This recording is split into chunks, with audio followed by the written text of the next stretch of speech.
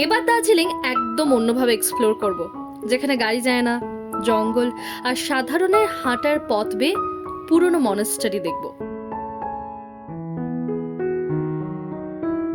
Refugee ক্যাম্পের কথা বলবো আপনাদের।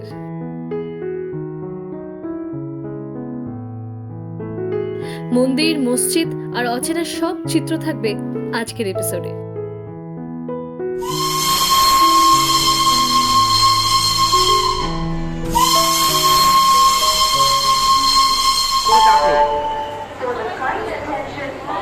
শুরুটা শিয়ালদা থেকে, নামবো শিলিগুড়ি, কারণ আমরা এবারে বাসে দার্জিলিং যাব।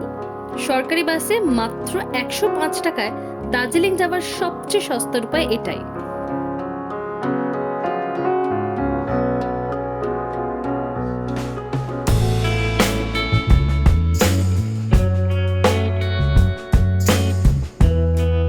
পাহাড়ি বৈচিত্র্য দেখতে দেখতে 3.5 ঘন্টা পর আমরা দার্জিলিং পৌঁছালাম। তারপর হেঁটে ম্যাল, আমাদের সবার প্রিয় দার্জিলিং ম্যাল।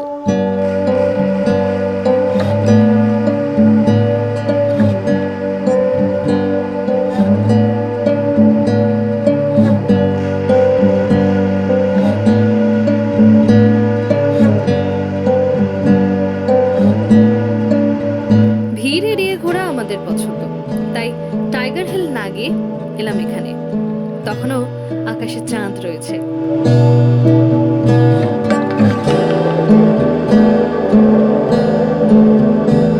পূব দিক দিয়ে সূর্যি মামা সবে দেখা দিয়েছে। সেই রাঙা ভাগিয়ে পড়ছে তুষার শুভ্র কাঞ্চনজঙ্ঘার উপর দিনের প্রথম কিরণ। অবজারভেটরি হিলের এখানে টুরিস্টের ভিড় নেই, কোলাহল নেই, আছে শুধু দৃশ্য।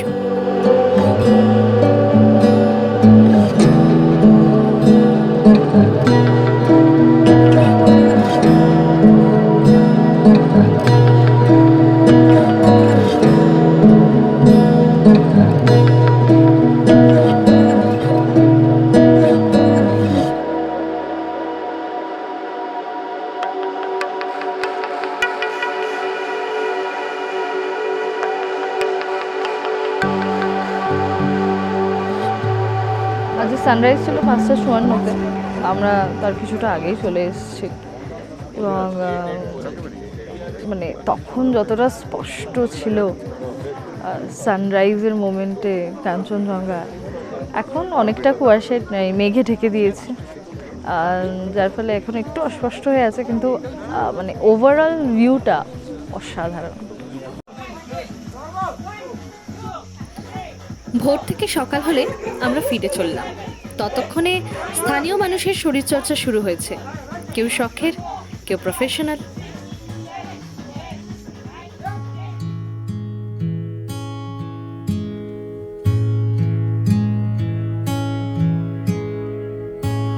এই রাস্তাটা সকালে বেশ সুন্দর। আমরা একটু এগিয়ে ডান দিকের উঁচু পথ ধরলাম। রাত জাগা পশুটি একটু বিশ্রাম করে নিচ্ছে তখনও। সাত সকালে এসেছি, ফলে মানুষজন একদম নেই।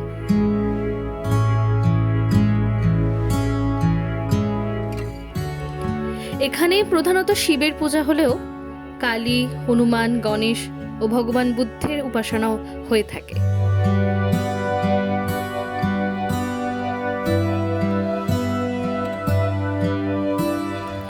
আমরা দিনের প্রথম দর্শনার্থী। পুরোহিত মশাইয়ের দেওয়া খাদ্যশস্য দিলাম পাখিগুলোকে। রোজ ওদের খাবার দেওয়া হয় এইখানে এই সময়।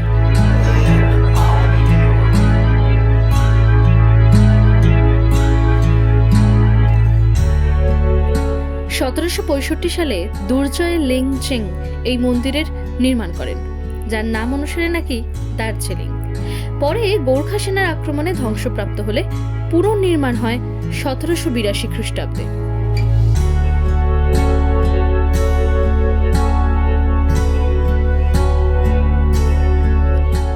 মন্দিরের চারপাশ জুড়ে প্রার্থনা চক্র আর পাইনের সারি, শান্তি আর ঐক্যের এক মিলনস্থলী মন্দির।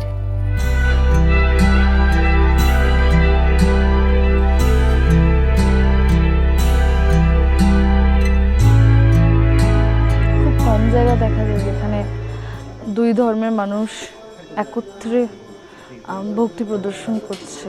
এই মহাকাল মন্দির সেরকমই একটা, যেখানে বৌদ্ধ ধর্ম এবং হিন্দু ধর্ম দুটো ধর্মের মানুষই একসঙ্গে ভক্তির সাথে ঈশ্বরকে শ্রদ্ধা জানাচ্ছে। পায়ে হেঁটে ঘোরার অন্যতম দ্রষ্টব্য এই স্থান। ম্যাল থেকে হেঁটে মিনিট 15 লাগবে।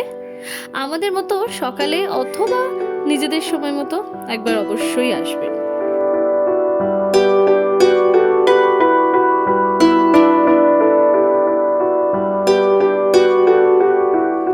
ম্যালে সকালের ব্যস্ততা চোখে পড়ল। স্থানীয় মানুষের অহরহ যাতায়াত, কেউ স্কুল তো কেউ অফিস।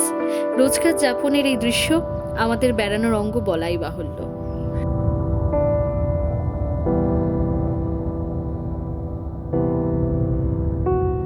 আস্তাবলের পাশ দিয়ে জাকির হোসেন রোড, মিনিট 7 গেলে আমাদের হোটেল।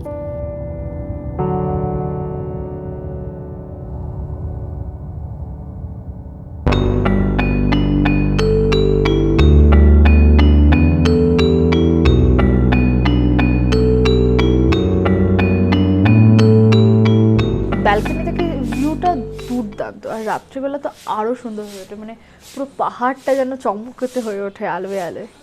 আর এই যে অংশটা দেখা যাচ্ছে এইটা হলো লামহাটা, আর তার থেকে যদি একদম নিচে চলে আসি এইখানটা, এটা হলো তাগদা। ছোট্ট রুম, সাথে সব রকম প্রয়োজনীয় ব্যবস্থা রয়েছে।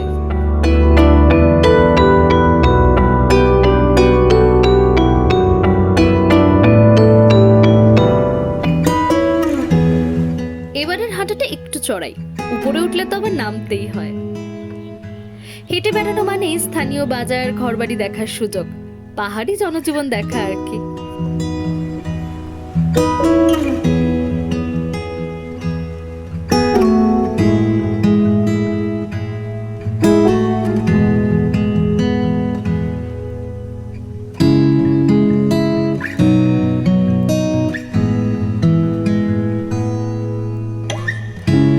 ওই যে দার্জিলিং স্টেশন, দার্জিলিং স্টেশন থেকে জাস্ট একটুখানি নিচে নেমে আসতে হবে।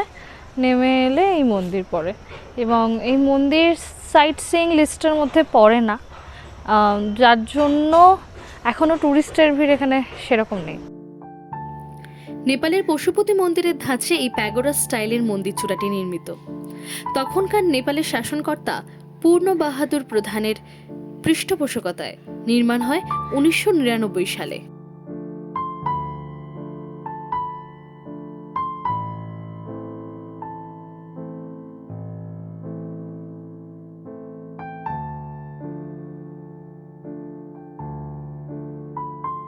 এরপর আবার হাঁটা।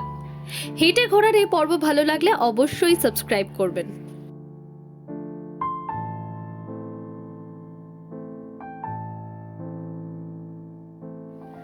চক স্ট্যান্ডের এই জায়গা থেকে লেবং-এর শেয়ার গাড়ি পাবেন।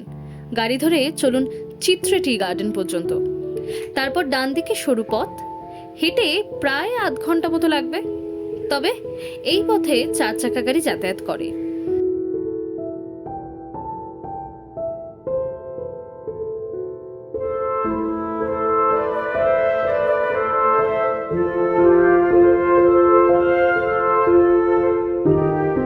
দলাই লামার সাথে চলে আসা তিব্বতের মানুষ ভারতের বিভিন্ন জায়গায় স্থান পায়।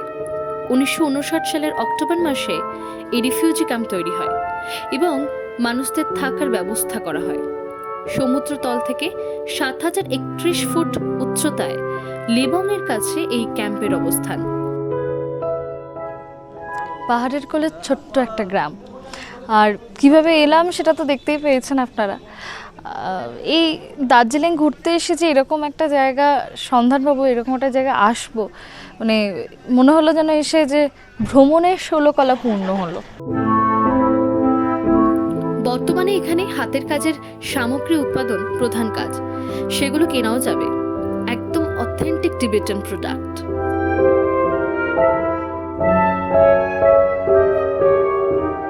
যা দেখছেন সবই এই ক্যাম্পের মানুষের তৈরি, বাইরে কিন্তু এই জিনিস বিক্রি হয় না।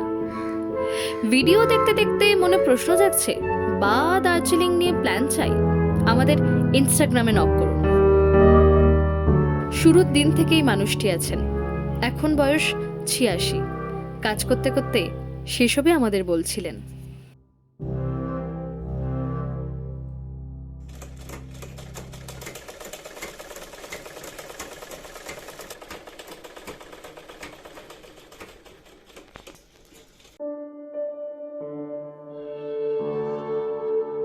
বর্তমানে এখানে ১৩০টি পরিবারের বাস, তাদেরই নিজেদের মন্দির।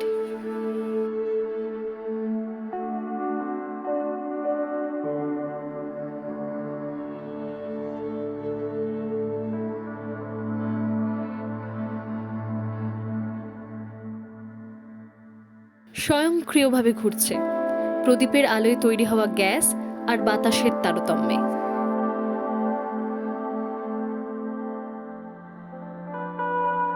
রোদে শুকাচ্ছে পশুর লোম।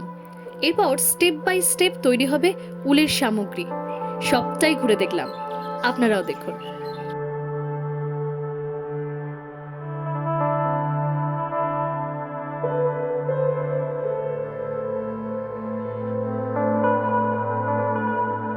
প্রতিটি জায়গা ঘুরে ঘুরে দেখার যে অভিজ্ঞতা, তা তো জীবনের সঞ্চয়।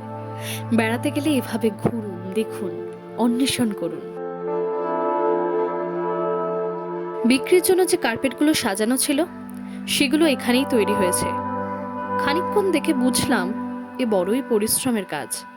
দাম আর কতটাই বা দিই আমরা।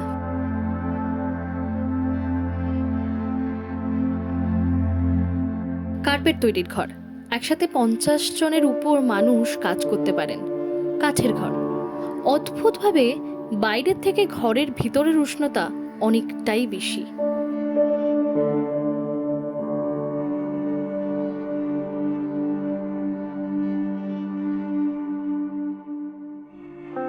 রিফিউজি ক্যাম্পের পাশ দিয়ে পাহাড়ি রাস্তা। এ পথে গাড়ি চলে না, হেঁটে চলার রাস্তা। এও দার্জিলিং, পাহাড়ি জনপদের মধ্যে দিয়ে চলা। নতুন রকমের সব অভিজ্ঞতায় পূর্ণ এই ভ্রমণ।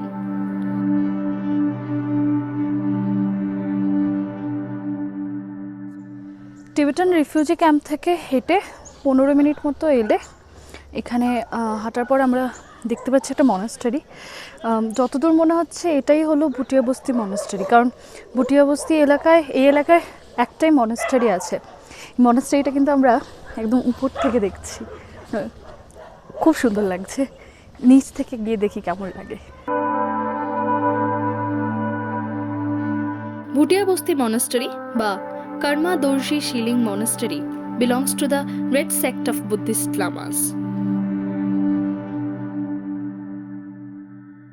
এই মনাস্টারি অতীতে অবজারভেটরি হিলে ছিল। ১৭৮৮ সাল নাগাদ নেপালি সেনা আক্রমণ করে এই মনাস্টারিটি ধ্বংস করে দেয় এবং পরিবর্তে মহাকাল মন্দিরের নির্মাণ হয়। পরে ১৮৬০ সালে আবার ভুটিয়া বস্তিতে মনাস্টারি স্থাপন করা হয়। দেওয়ালের চিত্র ফুটিয়ে তুলছেন। এই দেওয়াল চিত্রের আরো বিস্তারিত থাকবে পরের পর্বগুলোয়। ১৮৫০ সালের পুরনো মনাস্টারির চিত্র দেখাবো আপনাদের, মিস করবেন না যেন। এখানে পুরনো মহামূল্যবান বুদ্ধিস্ট স্ক্রিপ্ট রয়েছে, যার মধ্যে বুক অফ ডেটের অরিজিনাল কপি অবশ্যই উল্লেখযোগ্য। ভুটিয়া বস্তি থেকে ম্যালের রাস্তাটা একদম খাড়াই, সময় লাগবে প্রায় ৪০ মিনিট মতো। এই রাস্তায় ২ চাকার গাড়ি ছাড়া আর কিছুই পাবেন না।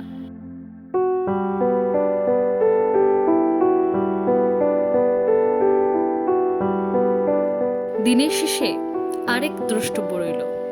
গ্লেনারিজ হোটেলের পাশ দিয়ে সরু সিঁড়ি বেয়ে নিচে নামলেই পাবেন এই মসজিদ। বর্তমান স্ট্রাকচারটি ১৯১০ সালে নতুন করে তৈরি হলেও এই মসজিদ স্থাপন করা হয় ১৮৫০ সালে। সূর্য পশ্চিমে ঢলে পড়ার আগেই আমরা চলে এলাম গ্লেনারিজে।